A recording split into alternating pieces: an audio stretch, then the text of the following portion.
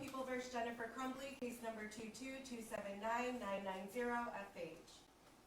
Good morning. Thank you. Good morning. Mark Keith on behalf of the people. Joseph Shada on behalf of the people. Good morning, Your Honor. Michael Desi, P64530, appearing on behalf of defendant Jennifer Crumbley, who sits at counsel table to my left. Also, Your Honor, by way of introductions, I have 3 law students from the University of Detroit Mercy School of Law who have been assisting me as interns, and I'd like to introduce them. Jackson Moore, who will be assisting at counsel table with the court's permission. So I should direct all my questions to him. Please do. Please. I asked him if he wanted to take it this morning, yes. and he said yes. All right, good. So Jackson Moore will be assisting, and then of course Paul Brochet, who's also going to be assisting me. Good morning, Judge. Good to see Good you. morning. Good to And see then you. I also have my law student Nick Priolo, who's also here from the University of Detroit Mercy School of Law, and then my paralegal Beth Bentley. Good morning. Thank you, Your Honor.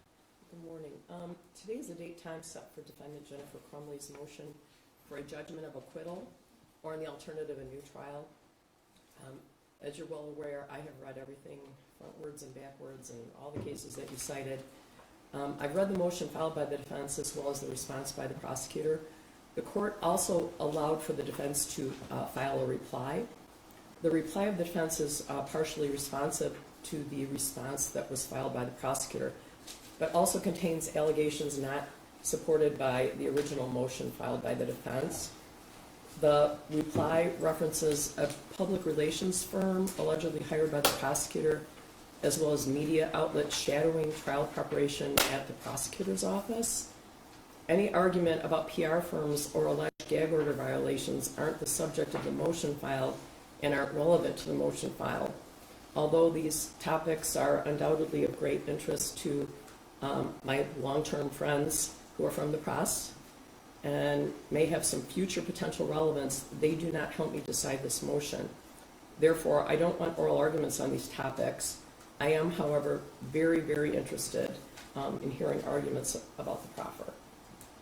All right, Mr. Desi? Sure. Thank you, Your Honor. Your Honor, if I may, just before we begin as a housekeeping matter, I would ask that if the court, with the court's indulgence, Mrs. Crumbley has a very serious medical condition, a substantial hernia that is quite large. It's hanging from her stomach.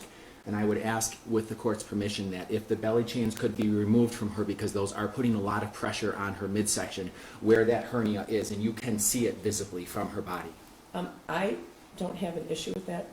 Several issues with regard to Mrs. Crumbley were raised with the court last night, and we tried to take care of those with the jail. In addition, the deputies approached me this morning. I've been in the courthouse 33 years, and none of these deputies tell me how to try a case, and I also don't tell them how to keep me safe. So I would ask if it's possible to make Mrs. Crumbley as comfortable as possible, and as well allow her to participate in her hearing today. I don't really know what that involves. I don't think anyone thinks Ms. Crumbley's going to make a run for it or anything like that. But I have to defer to the deputies. Can her belly chains come off? Your Honor, I did speak with our jail director. I can't confirm nor deny whether medical condition exists, nor can she. However, I will allow her belly chains to be removed All right. for the sake that she does have this medical condition. However, the leg shackles will remain secured. Thank you, Captain. Thank you so much. All right, we're going to ask them to do that. Right?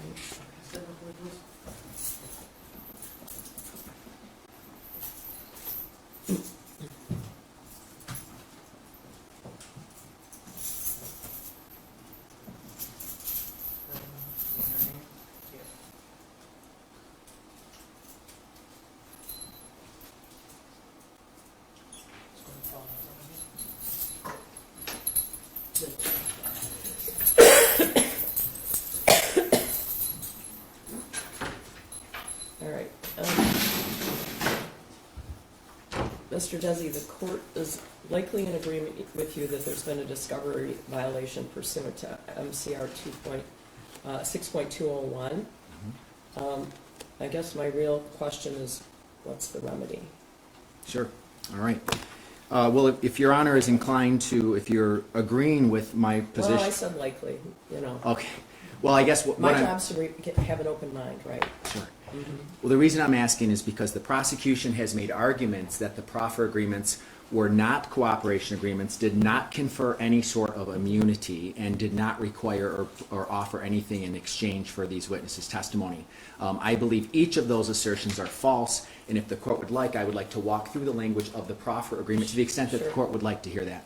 Sure, that's what I'm interested in, and the 9-page opinion we issued yesterday, I think we discarded some issues that we already felt strongly about after spending an incredible amount of time analyzing them, but I am concerned about the proffer. Sure, I understand, and I know I it's not something that I've dealt with a lot before, so.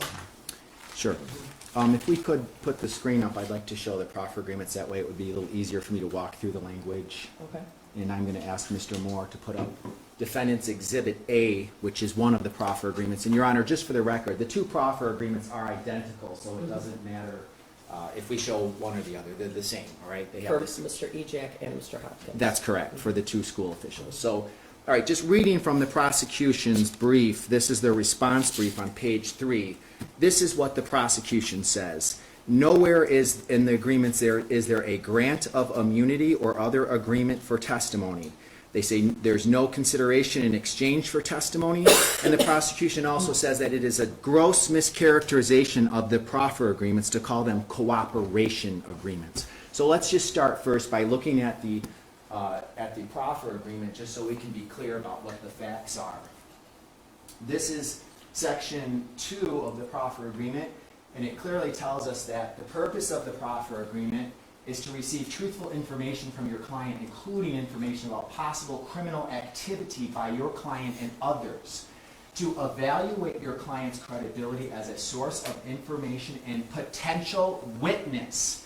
So as soon as the prosecution tells us that this proffer agreement has no effect and was not offered in exchange for any testimony, and it didn't even seek out testimony from them as witnesses, the proffer agreement directly contradicts that by virtue of the language that we can see right there in paragraph 2. So that would be the first thing I would say is the proffer agreement makes clear that it is for the point of evaluating the testimony for these witnesses. Whether or not they were going to call them as a witness. Of course, yes. So do you agree that they could have taken the stand, Mr. Ejak and Mr. Hopkins both could have taken the fifth? Absolutely, Your Honor. And And not violated the order? they could have, well, yes. And more importantly, now we're jumping a little bit forward to the issue of materiality. But as to the materiality, which we'll get to, the prosecution could not have secured the assistance of these witnesses, period, without the proffer agreements, because these individuals, by their able-bodied counsels, sought out and negotiated these proffer agreements so that they could go in with some assurance or protection that whatever they said couldn't be used against them. Use immunities? Use immunity, that's exactly correct, Your Honor. If Mr. Moore can move down on this. So the prosecution has continued to say the agreement doesn't confer any sort of immunity. I mean, it is completely puzzling how they could make that assertion, because right here in 6A paragraph, it says this office will not offer any proffer statement made by you or your client in this office's case in chief in any criminal prosecution of your client. What does that mean? It means that those school officials who sat down with the prosecutor's office could say anything they wanted to in that room, knowing whatever they said could not be used against them at any later time. That is a grant of use immunity. Only if it was true. Only if it was true. You're correct, Your Honor. Only if it was true. If they lied, all bets were off. Right? That's correct. If they lied, then it doesn't. But the point I'm making is the prosecution has gone to great lengths to, in my opinion, gaslight us to tell us this isn't immunity. This is use immunity. I attached to my reply brief, Your Honor, a DOJ manual, a prosecution manual by the Department of Justice that describes in detail what these use immunity agreements are and proffer agreements. In federal court, we call them castigar letters with a K. In state court and federal court, we see them called proffer agreements. You've also heard them perhaps referred to as queen for a day letters. Okay, I don't know where that came from. I don't know who coined the phrase queen for a day. I Googled it. Now I don't remember. Well, I Googled gaslight, Your Honor. So I want to talk It's a about movie from before you were born. 1944. That's correct. It was a movie from 1944, Your Honor. And in that movie, if I could, and I just please, if you could indulge me for just a minute. In the movie, a husband married a woman who's had a famous aunt who had Wait, that was it Betty Davis? I don't think it was Betty Davis. The wife's name in the movie was Paula. But the man married Paula because her aunt had lost jewels. And he wanted to get the lost jewels. He was trying to find her lost jewels. So he married this woman, Paula, so he could try to figure out what happened to the aunt's lost jewels. After they got married, he was searching around the house, creeping around like a cat. He was in the attic and he was walking. And the wife said, "I'm hearing footsteps." He said, no, you don't hear anything, honey. You're making it up. Because he wanted to tell her, to convince her she was crazy and needed to be institutionalized. The gaslights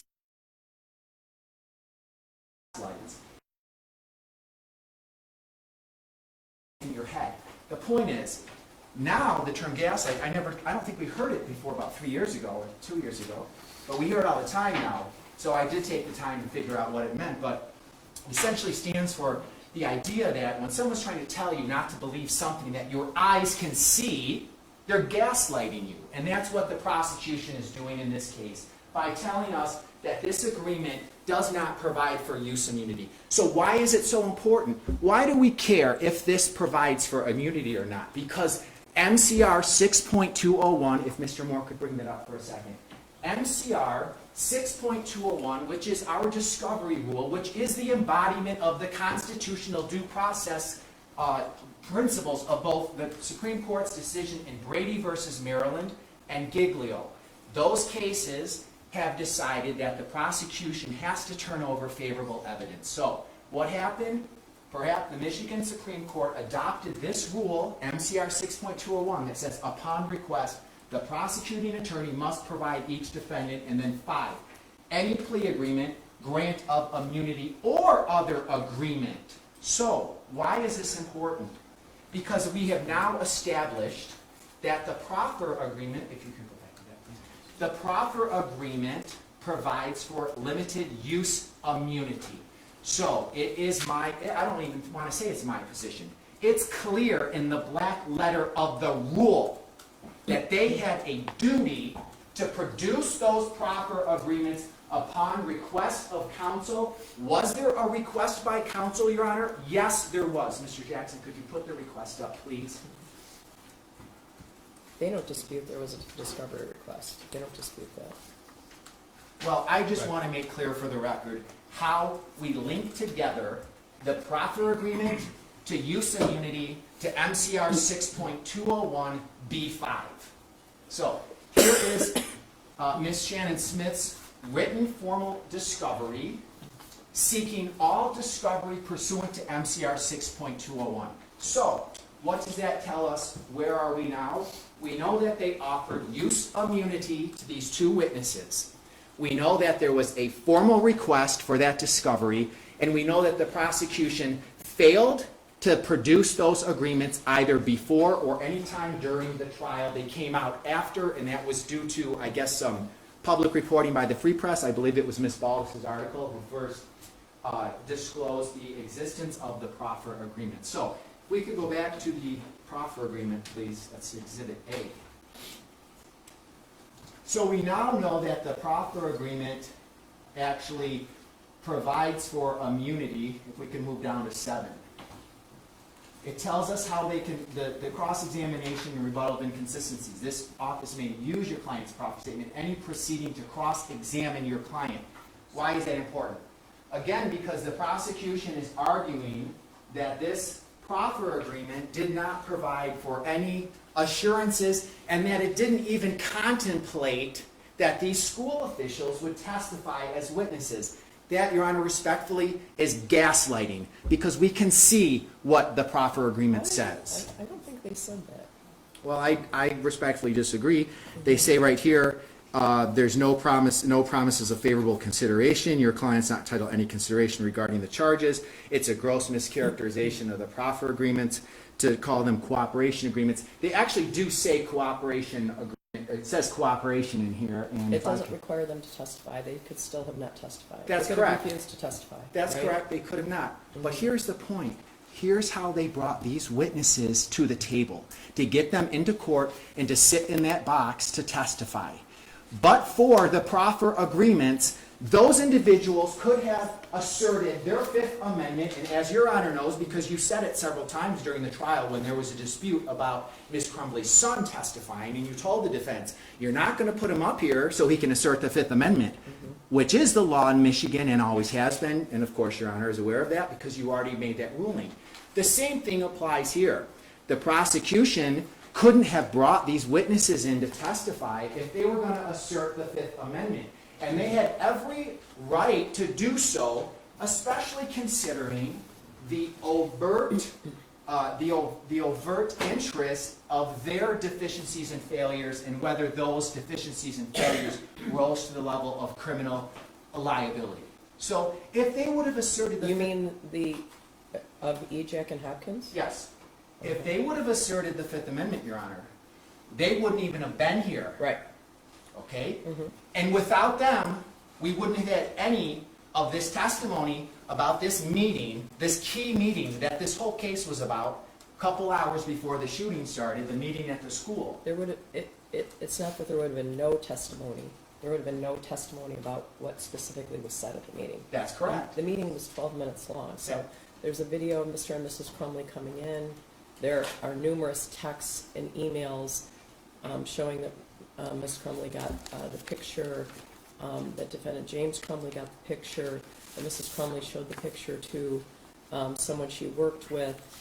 There's videotapes that show that Mr. and Mrs. Crumbley were at the school for a total of 12 minutes, and then they left without their son. Sure. Right? So there That's wouldn't correct. be testimony about whether or not, from Jack and Hopkins, about whether or not they were asked to take him home, whether or not there was a discussion about checking the backpack, anything like that, right? It wouldn't have come in. There would have been a hole in the testimony. That's right. But there would have been other testimony that supported the fact that the meeting happened, that the meeting was brought about by that disturbing picture, texts back and forth from Mr.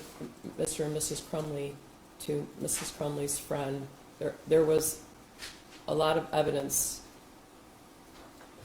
surrounding that meeting. There was a but, Your Honor, most importantly, the school officials offered testimony, very specific testimony about their subjective descriptions about Mrs. Crumbley's actions during the meeting. That could not have come from anywhere else, and that I is, agree. in my opinion, thank you, agree. Your Honor. I like when judges say they agree with me. I know, It- it really does something for you, doesn't it? Yeah. It really doesn't, only if at the end of the day it means something. But, I have read everything 1,000 times, believe me, and I can't unremember these trials. I believe and understand you, Your Honor.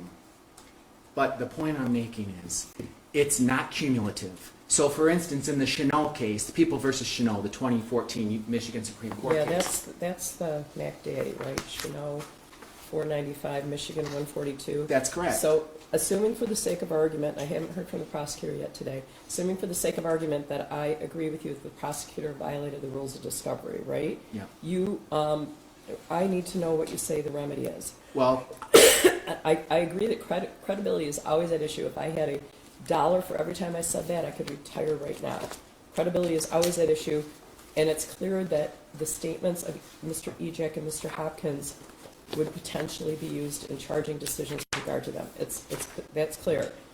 But if you go further and read Chanel, the difficulty is for the court to find there's a Brady violation, I would need to find not only that the prosecution suppressed the evidence and that it was favorable to the accused, but viewed in its totality, it's material, right? Yep. And it's material, it's exculpatory or impeaching.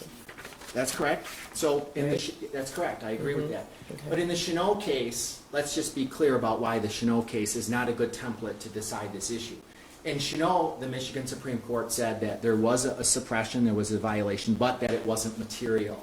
Why was it not material in Chanel? Because that witness did not have any sort of cooperation or immunity agreement, And so that witness, there was no basis to attack that witness for bias or motive for what she was saying.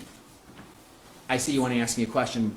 Well, if you knew how many times I read this, it would, okay, so, And it was also cumulative in Cheneau, and it's not cumulative here, because they couldn't get those subjective descriptions from anywhere else except these two school officials. okay, but what part? What would be missing? That she came to the school and she left, without Hopkins, Yeah. Mr. Hopkins and Mr. Ejek, you still have, she came to the school, she left the Yeah. school. She So- wasn't with her son. Obviously, no one searched the backpack. Everyone was very disturbed by that picture. Yeah. And minutes later, right? Yeah, so here's why it's material. And minutes later, when the shooting starts, Well, it's hours. hours, 2 hours, Yeah. she doesn't think to herself, oh, I'm so worried about the safety of my son. That's not what she thinks. Well, we don't know. That's what, She says, Ethan, don't do it. well, that's after the fact. But I want to back up to the meeting because you asked me, why is that testimony so important and material? It's not just the time people arrived and that they left. Here's what they said. Okay, this is Mr. Ejak testifying that he had an expectation that they would be leaving from the meeting with their son. He said, it seems a little odd based on my experiences. So they were trying to lay a predicate that would satisfy the gross negligence standard that didn't come from anywhere else in the trial, because that meeting is where the prosecutors say Mrs. Crumbley should have done something or taken her son. Okay, but how is the testimony? There's a difference between the credibility of the witness. I agree with you that the credibility of the witness is always at issue. And, so there would have been robust cross-examination by Ms. Smith, right? Mm-hmm. But the problem is, the defense could attack the credibility of Mr. Hopkins or Mr. Ejek based on the proffer and the fact that they knew the proffers would be used in a charging decision, right? But the prosecutor says the problem with that is that the testimony of Mr. Hopkins and Mr. Ejek about the 12 minutes your client was at the school is consistent with what your client said happened at the meeting, and still would have been even after robust cross-examination. In other words, that the jury didn't have to believe Mr. Hopkins or Mr. Ejek over your client to convict her. They could believe all three as well as the rest of the evidence and still convict. I disagree with that, Your Honor, Okay. because the prosecution is essentially trying to put us in the box that says the only way we could have impeached those witnesses was with a prior inconsistent statement from the proffer. That's not my argument. That's not my position. No, I get it. No, it's not a prior inconsistent statement. I don't. It's you went and talked to the prosecutor's office and you knew whatever you said could be potentially used in a charging decision, right? Yes. Yeah, I get it. Oh, right. Yeah. But it affected their credibility as to these subjective descriptions about, well, it was odd to me. She was in a hurry. She just wanted to leave. She said she had to go to work. Those are all She subjective. testified, she said, are we done here? No, she testified, Your Honor. I'm sorry to respectfully, just to correct the court. Mrs. Crumbley No one testified gave me that. the transcript, by the way. Yeah. I got this doorstop, but this is the guidepost report. Yeah, I know. I'm sorry, I gave you so much business. Mrs. Crumbley testified, page 223 of her testimony. She was asked, did you mean to be abrupt about ending the meeting? I didn't think I was abrupt. Did you think you ended the meeting? I think it just automatically ended. So this is the dispute between those witnesses and Mrs. Crumbley. She couldn't refute. That's not your brief. Your brief doesn't say It's right here. that if we knew about the proffer, the testimony would have been vastly different. Well, actually, to be honest, Your Honor, I think without the proffers, if they wouldn't have secured the proffers, if those witnesses would have asserted the Fifth Amendment and they hadn't testified at all, Mrs. Crumbley wouldn't even have needed to testify, because she wouldn't even have needed to try to rebut the subjective descriptions from the witnesses. She wasn't called to rebut them. Well, I disagree, Your Honor. I think she was called to humanize her. Well, perhaps, but there's a twin purpose of it, because Ms. Smith, trial counsel, certainly asked, well, did you mean to be abrupt? She says, I don't think I was abrupt. Why is that important? Okay, but you're arguing that she couldn't have been convicted without Ejek and Hopkins. Yeah, I believe she could not have been convicted without Ejek and Hopkins. That meeting was key. Let's not forget, the prosecution's theory is that Mrs. Crumbley should have and could have done something at that meeting, and so they portrayed that meeting in a certain light, which was she was uninterested, she was in a hurry, she had to get back to work, she didn't seem to, it was very odd to me. We had other meetings before. This one was odd, this one was different. Those are subjective descriptions that they can't run from that, and how could the defense contest that?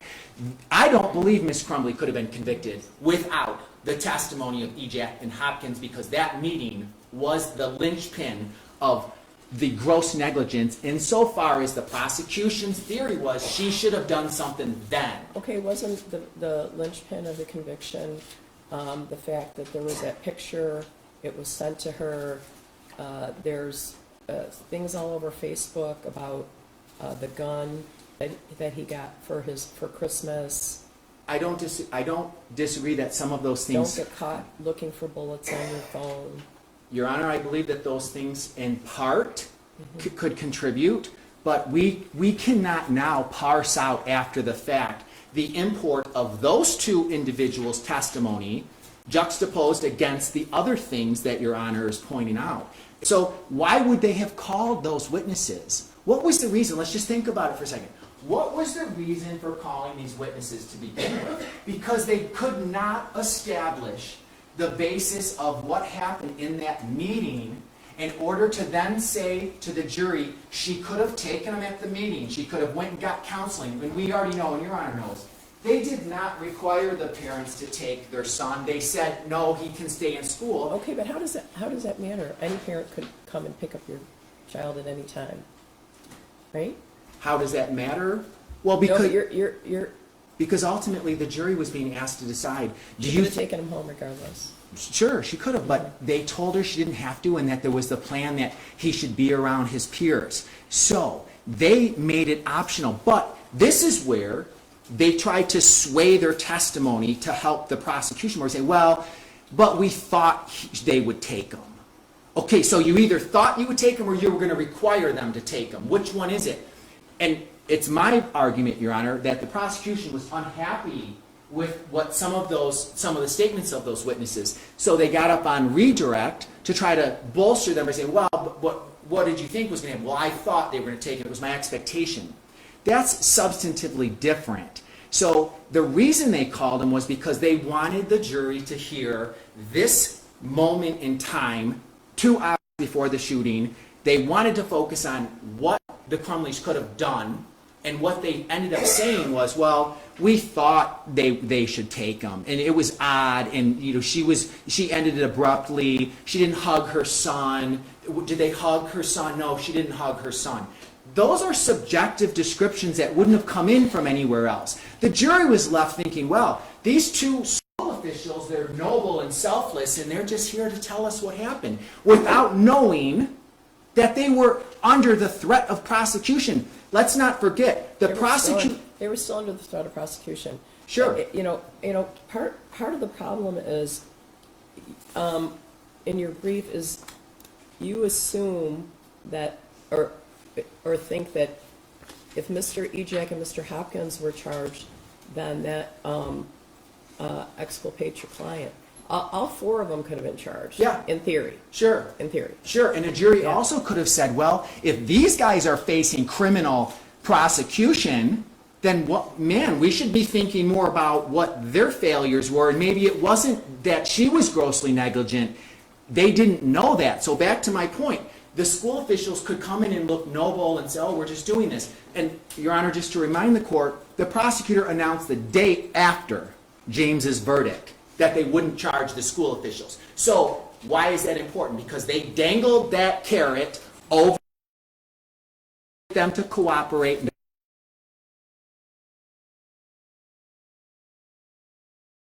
Never going to charge. They had to keep that in place until after the trial. They had to keep that threat of prosecution in place until after the second trial, and they obtained their guilty verdict. You don't like that? I don't know. Well, I think they had their hands full with the 2 trials that we did. If this isn't materiality, I don't know what could be materiality. In the Cheneau case, the suppressed video statement, the suppressed witness statements, as the Supreme Court said, a couple things that are markedly distinguishable from this case, Your Honor. One, they said it was cumulative. This isn't cumulative, as I've already described to the court. What they said about those subjective descriptions was not cumulative of anything else. That's number one. So it wasn't cumulative. Number two, in the Cheneau case, they said, well, there were only minor inconsistencies, nothing substantial between the statements of the witness and the recorded statements that were not produced. So fine, they had marginal value. As Your Honor said, well, their proffer statements weren't really inconsistent. I agree with that. The proffer statements weren't inconsistent, but that only assumes the only way to impeach the witness is by a prior inconsistent statement. That's simply not true. You can also impeach the witness by motive and bias, and that's what the purpose was. I agree. So let's not accept the idea that if the proffer statements themselves were not inconsistent with the trial testimony, there's nothing to be done here. That's false. That is an incorrect assumption because it has nothing to say about the actual motive and bias of those witnesses, which was absent in the Cheneau case because that witness didn't have any proffer agreement or cooperation agreement. All right, what else? What else? They wouldn't have testified without the proffers. So back to the point. Okay, but And then they wouldn't have had that description, the damaging testimony. She was in a hurry, she didn't care, she wanted to get to work. they have a video. But not of what was said. We don't have a video of those. Those were subjective descriptions. It couldn't have come from anywhere else, except the two witnesses. What specifically? That's a very small part of the evidence presented.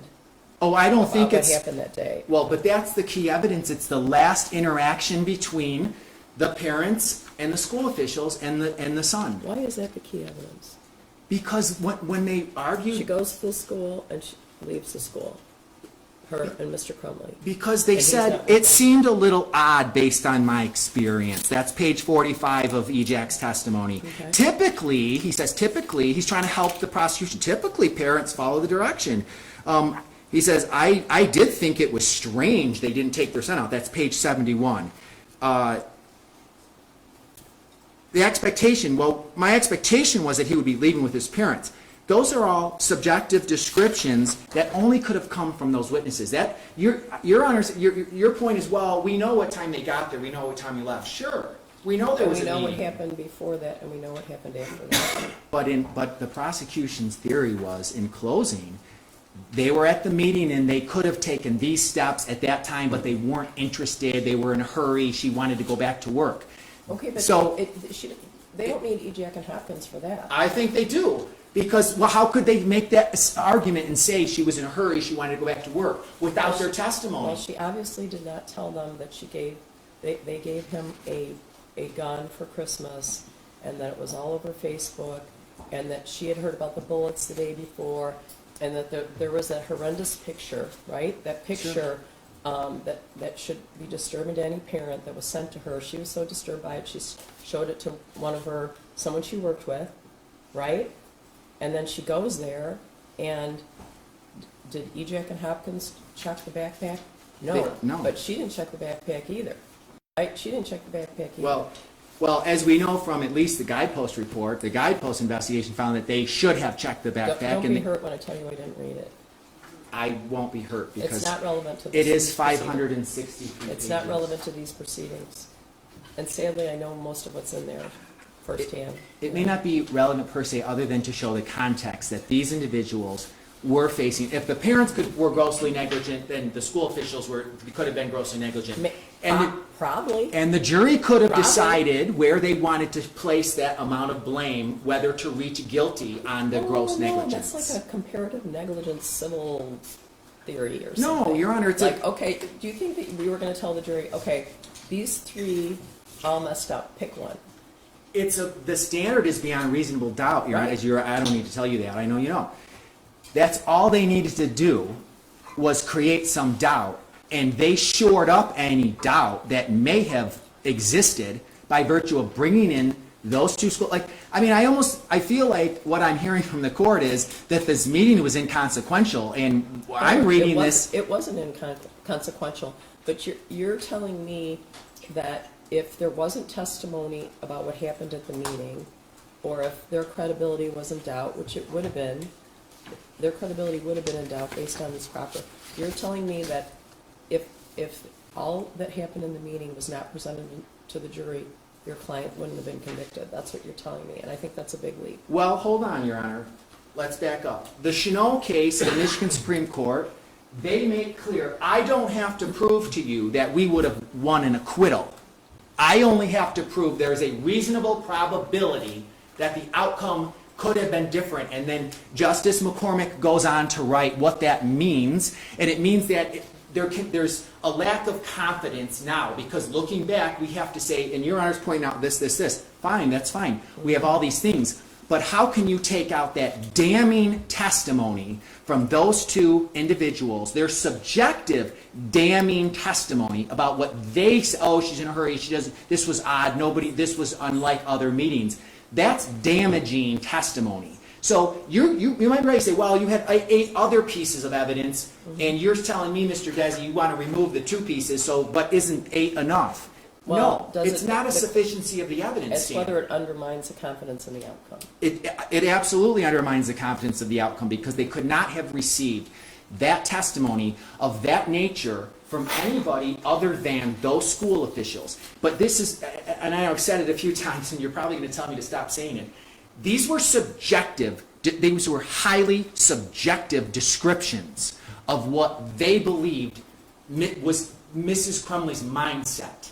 And that is what the jury heard, with it being unchallenged by the fact that they were highly incentivized to say that to help the prosecution. And as we know, soon as they were highly incentivized to not get charged, right? Yeah, absolutely. So, look, we all know how this works. When you have an situation like this, these witnesses are going to do what they need to do. They're going to say, oh, I think they want me to be a little bit more helpful. I think they want me to establish this fact a little better. So I'm back to, there's no evidence contradicting what they said, and your client's testimony matches what they said. I don't want to, because... Well, you didn't tell me in your brief it didn't match.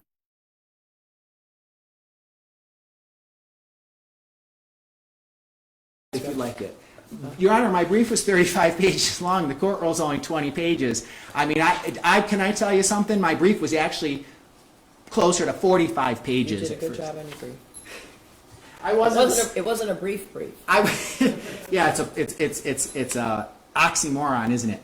I'm not looking for praise for my brief. What I'm telling you is, now that we've drilled down on this issue of how it could have been contested, right here, Mrs. Crumbley's testimony on page 223, she disputes in principle and in character the testimony that she ended the meeting abruptly. Well, that's important. The jury said, oh, she didn't care. She just wanted to get out of there. She was in a hurry. That's damaging testimony. And if they didn't have any of that testimony from that meeting, then we're left with, he saw something 8 months earlier, and Mrs. Crumbley explained that and said, look, we tell jokes and stuff about this and ghosts. So the jury could have said, yeah, we believe that part, but now that we understand that these school officials are under the threat of prosecution, we're thinking very seriously about whether to accept their subjective descriptions about what occurred. It's that simple. I mean, this is materiality. If ever there was materiality, this is it. The Chanel case isn't even come close to the facts in this case, because it was minor inconsistencies, it was cumulative, and there was no agreement by which to challenge the witnesses being biased or having a motive. There's other cases that say similar, right? There's other cases that say besides similar Chanel about materiality. Oh, right? sure. There's more cases than we probably even need on the law books about materiality, Your Honor. Yeah. Right? If you want, we'll file all of them. I've read them all. Yeah. Well, then you've done more reading than me, because I can't say that I've read them all. You asked me when we started about the remedy. Is there a remedy if it's not a Brady violation? Well, just before we get to that, if I could, please. I would ask the court to consider People versus Mumford. This is on page 9 of my motion, Court of Appeals case from 1990. It is axiomatic that the credibility of a witness is an issue of the utmost importance it is also axiomatic that evidence of a witness's bias or interest in a case is highly relevant to his credibility. I agree with that. And that's the controlling standard. So it is impossible to say that these two witnesses' subjective descriptions were cumulative. It's not cumulative. It didn't come from anywhere else. So I would ask the court to view that testimony and what happened through the lens of what the Court of Appeals said in the Mumford case, number one. But back to your question now about the remedy. The remedy I'm asking for, Your Honor, is an acquittal. And I have a case cited in my brief. That's the Causey case. It is an unpublished decision from the Michigan Court of Appeals. Do you really think I'm going to do that? No, Okay. but I want you to because I think you should. And I think the most important reason why I think that you should is because the violation of the discovery rule in this case was intentional. This wasn't an oversight. And Chanel, it was an oversight, Your Honor, right? You agree? There's other cases. There's a case that talks about a constitutional violation should be viewed by the quality of the evidence, not by something about the character of the prosecutor. Well, you did say you I read can more find it cases for than you. me, so maybe that's why I didn't read. But can I just make a point about this my request for the dismissal? The remedies generally under Brady generally is a new trial. But in Michigan, we have the specific rule, MCR 6.201, which also provides that the court can take any action just to correct. Oh, I found it. Yeah. If the suppression of evidence results in constitutional error, it's because of the character of the evidence, not the character of the prosecutor. Oh, I haven't said anything. You've told me I can't talk about the character of the prosecutor. I haven't talked anything about the character of the prosecutor. No, you said they intentionally violated the discovery rules. That's what I'm. But this is why I was making the distinction between MCR 6.201 and the federal cases about Brady. Okay. Because in Michigan, Your Honor, Brady and Giglio set the floor as to what the constitutional floor of rights is, okay? Brady was decided in 1963, and it has been the law in the land since that date that the prosecution has to turn over favorable evidence. Michigan can decide that they want to offer greater protections than what Brady offers. So, That's why they get rid of Lester. Huh? That's right. That's exactly right. That's why they get rid of Lester. Your Honor, it's almost so much fun that we're debating these cases. I don't think so. You don't? Okay. That's why they overruled Lester. The point is the Michigan courts can always decide to offer greater protections than those offered under the federal case law for Brady and Giglio, which I believe that was what you were reading from. Isn't it? I think it is from Giglio. See? Do you want me So to that find it? proves my point, Judge. You're reading from the No, it's from Chanel. Oh, shoot. Well. Either way, we're back to, I'm not challenging the character of the prosecutor as much as I'm trying to explain that this was intentional and it wasn't an oversight. And Chanel, the detective, was on the stand and he said, oh, wait, the defense doesn't have these videos? I thought they had the videos. So that was an unintentional or inadvertent suppression. Okay, but what case says that? What case is what? I've had plenty of cases, actually in the past year, 2 different cases, where the prosecutor inadvertently did not provide some evidence. One was ballistics. Guess what?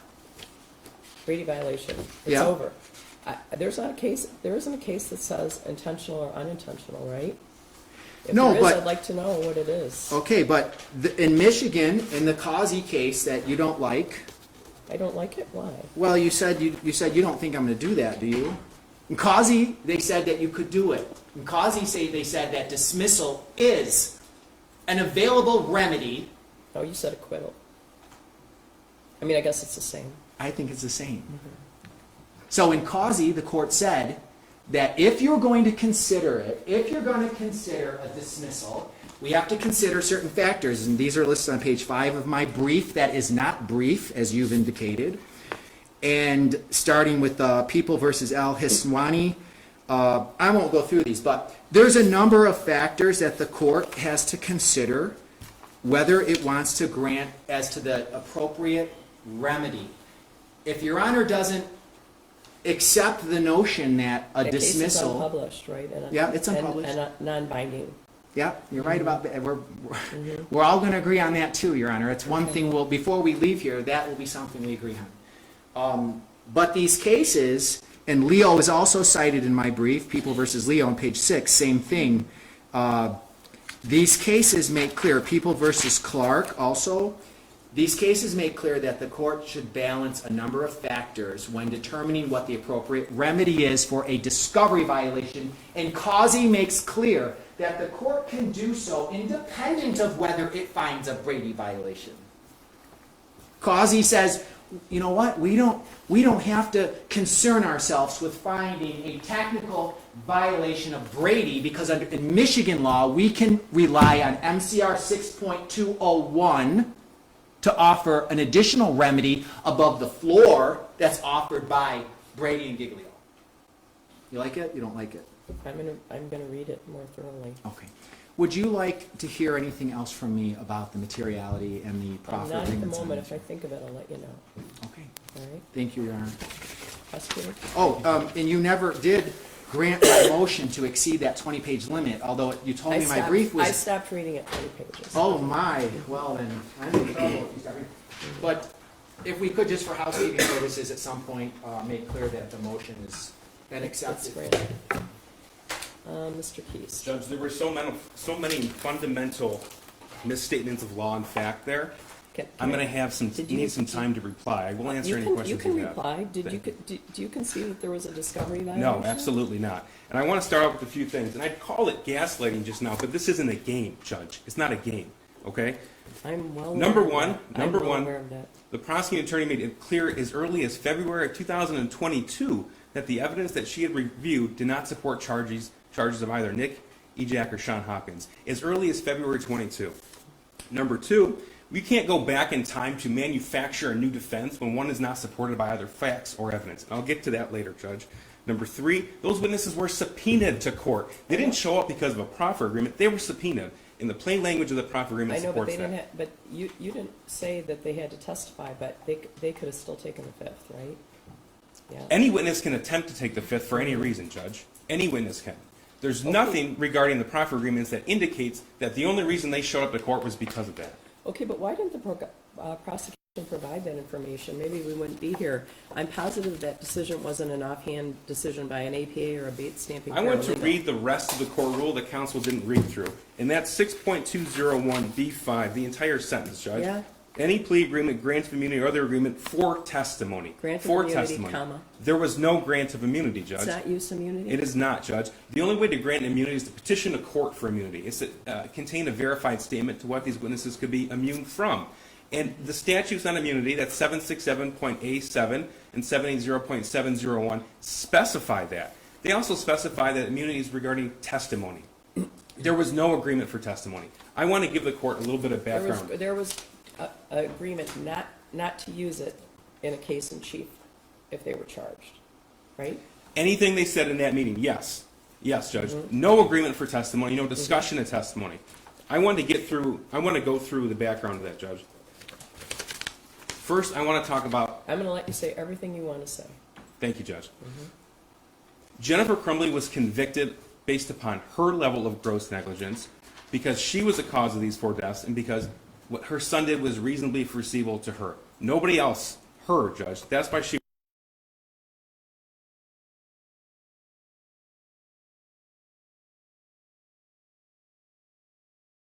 charged or convicted based upon anything that Hopkins or Ejack did. Okay, I want to go through the uncontested evidence, and that underscores that point. On November the 30th of 2021, and I'll be brief. Well, I hate to interrupt you, but I'm gonna. Okay, so you've skipped to the Brady violation. No, I haven't. I'm still in discovery. Okay, well, I have a quote for you. Should I continue, or would you like to ask a question? I have a question for you. Okay. Because you said you didn't violate the discovery rules. Correct. Right? And this quote stood out to me. Unless indeed the adversary system of prosecution is to descend to a gladiatorial level unmitigated by any prosecutorial obligation for the sake of the truth. The government simply cannot avoid responsibility for knowing when the suppression of evidence has come to portend such an effect on trial's outcome as to destroy confidence in its result. This means naturally that a prosecutor anxious about tacking too close to the wind will disclose a favorable piece of evidence. Didn't the prosecutor tack too close to the wind? No, and I'll tell you why, Judge. All right, good. This prosecution was not premised upon either Crumbley or school liability. That is fundamentally false, Judge. And defense I'm talking counsel. about a discovery violation. Yes, Judge. It's part and parcel of that. Okay. You're telling me why E.J. Hopkins, Mr. and Mrs. Crumbley could have all been charged and all had their own level of culpability. That's what that goes to materiality. I'm concerned about. Is the prosecutor allowed to take off the white hat for even 1 minute? The prosecutor should follow the law, Judge, and that's Yeah. what we did. Yeah. That's what we did. The plain language law. That's Sanford v. State from 2020. That's a Michigan Supreme Court case. Yeah. For testimony, that's a trailing modifier that applies equally to all three phrases, Judge. There was no immunity. That's the statute. No immunity, Judge. And nothing was offered for testimony. Now, again, I want to go through some uncontested facts, and I want to talk about the background of how those proffers came to be. November the 30th of 21, the defendant's son committed the deadliest mass shooting in school shooting in Michigan history, where he killed Hannah St. Juliana, Madison Baldwin, Tate Muir, and Justin Schilling. He used the gun given to him as an early Christmas present and the ammunition the defendant bought for it just a few days before. The defendant's son's only friend that this defendant had ever seen around was taken from him a month before the shooting, and she knew that. The defendant knew her son's proficiency with that firearm. In fact, he showed her how to use it just a few days before the shooting. The day before the shooting, she was called by the school and told that her son was looking up ammunition in school. That's November 29th. November 30th, the day of the shooting, she was called to the school, which all agreed took a great degree of concern, and shown that math worksheet where her son wrote the words, "The world is dead, help, my life is useless." He drew an identical handgun to the gun given to him just a few days before, a picture of a body with a bullet hole and blood. When she was shown that picture, her words, that she talked about her son was distraught the night before. Her words, she said she was very concerned. At the meeting, she was given a list of mental health resources, told to contact that day. She didn't. In that meeting, she only confirmed information that either Hopkins or EJAC gave her. She didn't add any information. She didn't hug or attempt to hug her son. She didn't take him home. All agreed that there was never, you need to take your son home right now. You're forced to take your son home. Everybody agreed to that, Judge. That was never in dispute. Well, Mr. Desi said they went on to testify that they thought it was strange. Their subjective thoughts and views of that meeting have zero bearing on this case, Judge. Zero bearing. She didn't go home after the meeting to look for the gun. She knew that he couldn't be home alone that day. In fact, she texted her friend just that. And when news of the shooting broke, she knew it was him. Judge, that little snapshot is what is uncontested from November the 30th, that meeting, uncontested from those 12 minutes. Not just proven at trial with the evidence, because that would include a whole lot more. That would include the fact that that firearm was left unsecured and he had unfettered access to it. That would include the fact that she was adamantly aware of her son's deteriorating mental crisis that had occurred some months before. Those facts were proven at trial.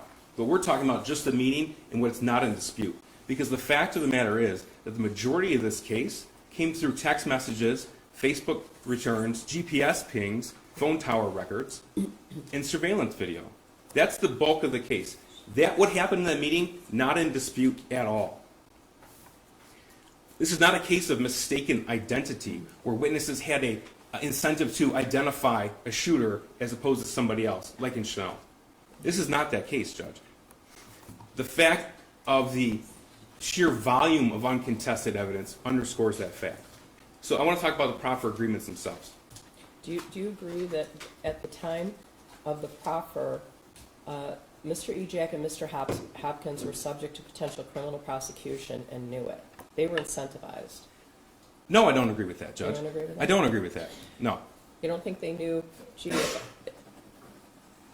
They could, I don't know what was in their minds, and it doesn't matter. That's the point.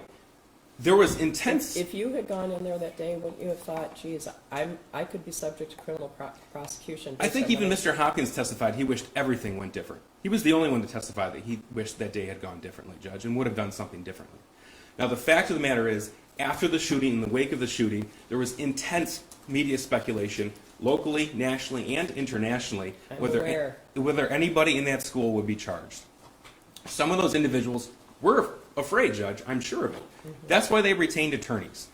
And our job before the preliminary examination is try to meet with everybody we can in those 30 days from the time of the shooting to the time where we had to charge our case and start to organize our proofs. That included individuals at the school. Two of those individuals who retained attorneys, their attorneys reached out to us. And although they were adamant whether their clients wished to cooperate and sit down and speak with us, for the attorney's own sake, they requested the first meeting to be in a Proffer setting, and we agreed. There was no promise. There was no threat. There was no discussion about testimony. We talked about what they did, what happened November the 30th. And that was entirely consistent with what they told the police on November 30th, 2021. Wait, let me ask you that because I think I sent an email to both sides. I was a little confused. So the video of EJAC during the Proffer statement was not provided, but there was an initial police investigation. Correct. And talked to EJAC. Correct. One.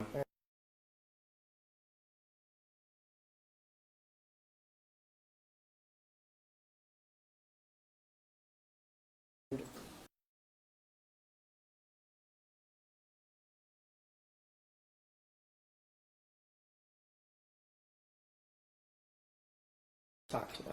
Correct. Were the police there? No. No. I want to talk about that Nick Ejak statement. I will in just a second. Okay, all right. Okay. So, there was never any agreement or promise for testimony. It plainly does not fit the court rule. And again, that's Sanford v. State. And we'll skip to this part in a second. But even if you were to find that violation, you would still need to find prejudice, which some of the questions you were asking. Well, don't you think that credibility is always at issue and the defendant is not allowed to cross-examine about the circumstances surrounding the proffer? Doesn't that limit the information the jury may have about the credibility of the witness? Their credibility didn't matter, Judge. It didn't matter what Sean Hopkins or Nick Ejak did or said. What matters is that Jennifer Crumbley knew all of this. She had 15 years experience with her son, and she got him a gun, and she knew it was unsecured, and she didn't tell anybody. That's not in dispute. And I have gone through that transcript, Judge, and there is no material dispute between Jennifer Crumbley, Sean Hopkins, or Nick Ejak from that meeting. Here's a disconnect. You keep talking about materiality, which is really important, and I'm back on 6.201. Isn't the prosecutor under duty to disclose any information that would affect the credibility of the witness? 6.201, we're talking about the proffer statements themselves. They don't meet that definition, Judge. They don't meet that definition. All right. And I don't agree with the point that these proffer statements would affect the credibility of the witnesses. I don't agree with that, Judge. I want to talk about that statement from Nick Ejak. This underscores the point that it was not for testimony. We didn't call him at preliminary examination. In fact, we hadn't intended... Ejak, you didn't call Ejak. Correct. Okay.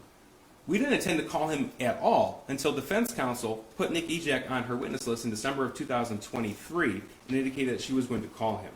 We decided we were better off to put him on in our case in chief as opposed to cross-examination. When we made that determination, we should have gone back through the case file and noted that interview, instead of work product, is now discovery. Because that now would have met 6.201. Because that would be a statement by a witness, Judge, under the 1999 Court of Appeals case. I forget the name right now. We should have done that. Wait, Ejak wasn't on your original witness list? He was on the arrest justice witness list. We didn't intend to call him at trial. Okay. All right. We didn't need him. We didn't need him at an exam, Judge. Again, because the bulk of what happened on November the 30th at the meeting was uncontested. But before this court even find a discovery violation, this court must find prejudice. And that's where we come back to this faulty misconception that this case was positioned as either Crumbley or the school for liability. The fact of the matter is, any line of questioning, any cross-examination of these witnesses to highlight their own perceived or real culpability would only serve to highlight the negligence on Jennifer Crumbley. Because all agreed what was conveyed to her on that meeting. All agreed. All agreed what she did not convey back to those officials. Yeah, but Mr. Desi, you know, you put a black robe on, you can read people's minds. Mr. Desi is sitting there thinking, well, we wouldn't even have called her then, right? Because you're saying that her testimony confirmed what Mr. Hopkins and Mr. Ejak said. But Mr. Desi would say that Ms. Smith potentially would not have called Mrs. Crumbley if they didn't. The bulk of the uncontested evidence doesn't come from her testimony. She spoke to police as well, Judge. These officers, or these individuals spoke to police as well. They testified, they were sued civilly. They testified at civil depositions. Defense counsel, Trough, had that. In fact, she used those questions during cross-examination. And they testified later on at trial. They were consistent all along the way. The uncontested evidence doesn't come from her testimony alone, Judge. I forgot about the civil depositions. When were they chronologically? After exam, before trial. I couldn't tell you the date. Okay. But we know with certainty that counsel had those because she referred to a page of the deposition during cross-examination.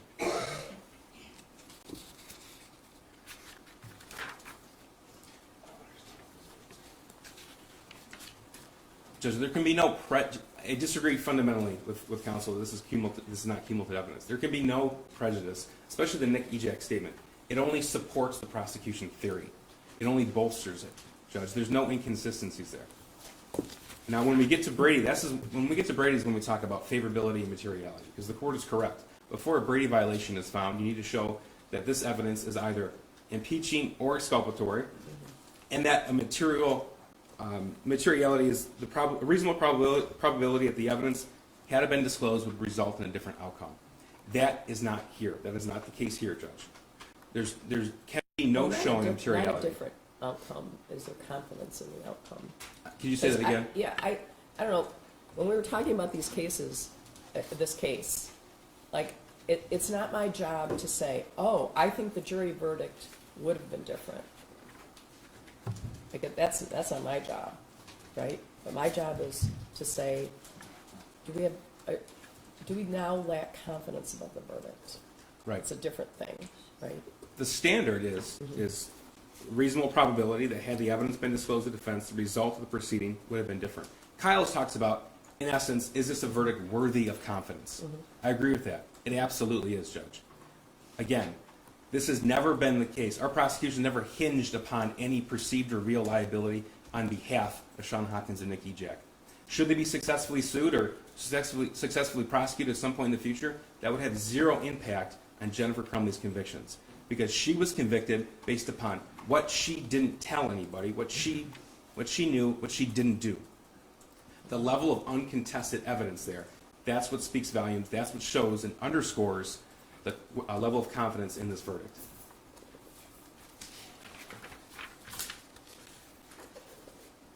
Does the judge have any further questions on this topic?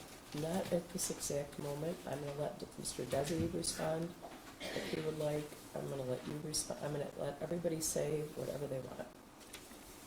In the end, one side or the other won't be happy, but they won't say I didn't listen. So That's fine, Judge. all right. Thank you, Judge. Thank you. Mr. Desi? Your Honor, just a brief detour from the substance of this. I would be remiss if I also didn't tell the court I have a third law student who isn't here, and I forgot to mention her, and it's important to me that I want to tell you that I also have a third student by the name of Stefania Ilievska, who's also assisted and been working on the case. She's not here today, she couldn't be here, but I don't want that to be unsaid. So with that, Your Honor, I'd skip back to getting into what Mr. Keast said.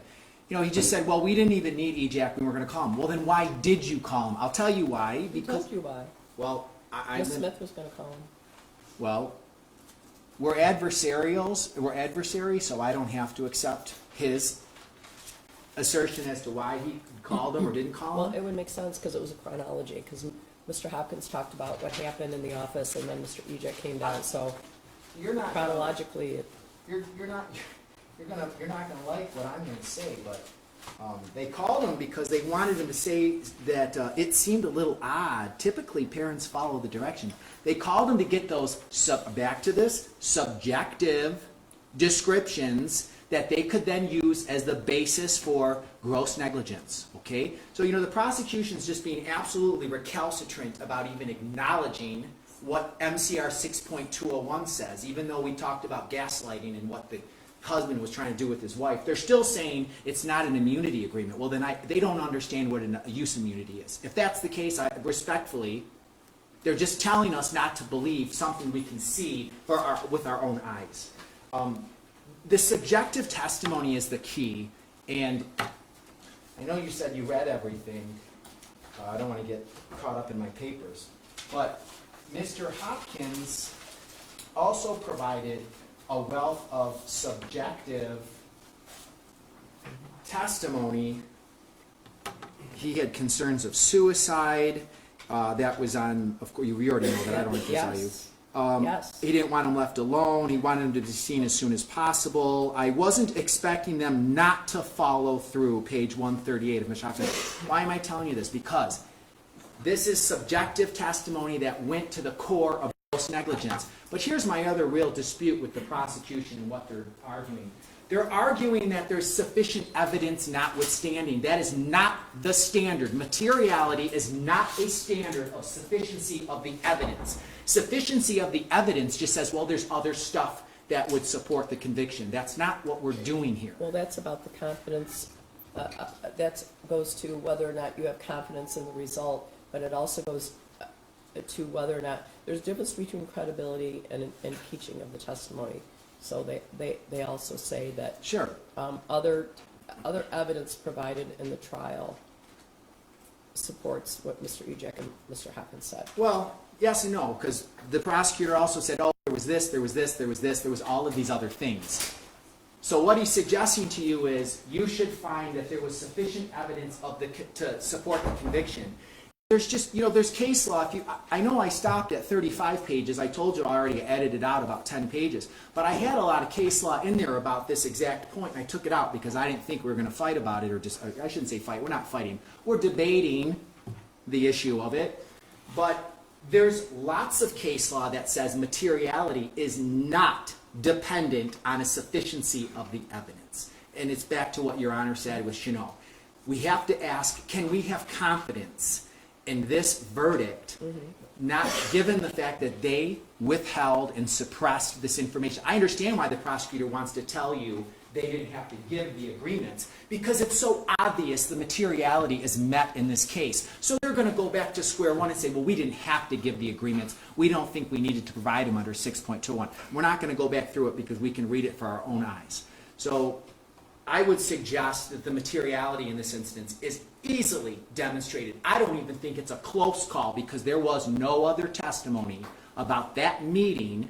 And don't forget, the prosecutor stood up in the closing and they mentioned all the things about what they believe Mrs. Crumbley could have and should have done and how she was despondent or disinterested during the meeting. So obviously it was important to them because they elevated it to the point of putting it in their closing argument. I'm sorry I've wandered around. My colleague, Mr. Brochet, told me to stop. I teach and I move all around the classroom all the time, so I can't help myself. He told me to stop, though, Judge, just so you know. All right. If you have any other questions for me, I'm happy to answer them, but I believe that I don't think I do. I mean, anything else, prosecutor? Just very briefly, I'll keep Go it ahead. I'm going to let you. You've been very patient. I appreciate that, Judge. Now, I just want to, again, hit the point that Sean Hopkins or Nick Ejak's perception of what is odd is simply meaningless, Judge, simply meaningless. Jennifer Crumbley knew the background. Jennifer Crumbley knew what that drawing meant. Jennifer Crumbley had the opportunity to take her son home. She chose not to. Jennifer Crumbley should have gone home and looked for the gun. She should have looked in the backpack. She should have put the pieces together. The objective, uncontested evidence is why this verdict is worthy of confidence, Judge. And regarding the Proffer statement, again, I just want the court to follow the plain language of the law. That is the law in the state of Michigan. Sanford v. State. For testimony is the operative phrase. There wasn't like there was some roundtable discussion to hide evidence, Judge. It didn't fit the definition, and we never revisited it because it just doesn't fit the definition of disclosure. Okay? I don't want there to be any sort of allegation of malfeasance on behalf of the prosecution. And I know the court already indicated that, but I want that to be abundantly clear. Thank you, Judge. All right, anything else? Now from the people. Well, you told me I can't talk about the other things I wanted to talk about, so Because it doesn't have anything to do with today. Well, It I- might be of interest in the future, but the prosecutor, for one thing, the prosecutor it wasn't in your brief initially, and the prosecutor wasn't permitted to respond, and I don't know how hiring someone to field questions from the press or PR or any kind of press videotape could impact the decision with regard to the motion that you filed. I'm not saying it might be relevant in the future, I don't know that. But I guess I would say that your job, Mr. Desi, as you know, is to represent your client, persuade me that her position is consistent with the law, and I guess what I'm saying is that information about a PR firm or media coverage won't help me, as I believe it's irrelevant to the current motion. All right? Just So for it the doesn't record, help me. I just want to point, it's not a PR firm, okay? Again, I don't fundamental know. misconception, I not don't a know. PR firm. Yeah. I mean, they were social media influencers, Your Honor. Oh. Social media influencers. And their own websites say, they tell us in their own All right, words. so, The county hired this. you guys just can't help it, right? No, I can't. Oh my gosh. You could talk to the press about it outside, I'm sure I know they're very interested in it. I don't think it helps me resolve the motion, so it's not up to me, all Thank you, right? Judge. So with regard to the defendant's motion for bond pending appeal, a ruling on this motion is obviously impactful. Therefore, I'll rule on the motion for bond pending appeal contemporaneous with a written opinion on the motion for acquittal and or new trial, All right, fair Thank you, enough. Judge. right? Would you be bringing us back then for any? I haven't decided yet. Okay. fair That's all I enough. could do to get to this point, Mr. Desi. I cut my brief Yeah. down, Your Honor, Yeah. as much as I could. All right. So I would like to ask that everyone remain seated while the defendant is removed from the courtroom, all right?